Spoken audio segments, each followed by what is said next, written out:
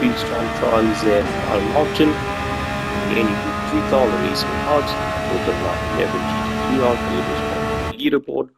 And the first corner, just as you pass those gazebos on the left hand side, or as the barrier changes, you'll start lifting off, tap the brakes if you need to, and gear down and up again if you need to. That will just help you rotate the car a bit. You want to straddle this curb over here, but keep 2 tires on the blue and white stuff. Accelerate through here. You should try to go as flat out as possible through here. It is possible to go flat. I had to lift off a bit because washing wide. Now, just as you're about to enter the tunnel, right about over here, that's when you start braking. Down into second, go through the corner, and then you be aggressive on the throttle because it's aimed over there. As you get to this big rock on the left hand side, that's when you start braking. Down into first, exiting second. Gonna hug the curb over here, and just as you straighten up, you're gonna start braking. Down into second.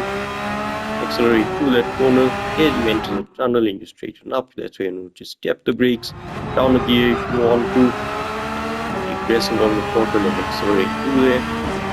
Getting speed into the tunnel is obviously quite important. Quite a long straight over here, so not be made up. So try to brake early and accelerate out early through that corner as well, so you can start building up speed. Grab it through the gears over here. And for this corner, just as the gravel on the right hand side ends and the grass starts again after that signboard for the turn, that's when you start braking. Down into first for just a shortcut if you want to rotate at the end of it, or else getting second and rotate through there. I was going a bit wide over here and then pressing it in and shifting up just to get a pause in the throttle and get turning over there.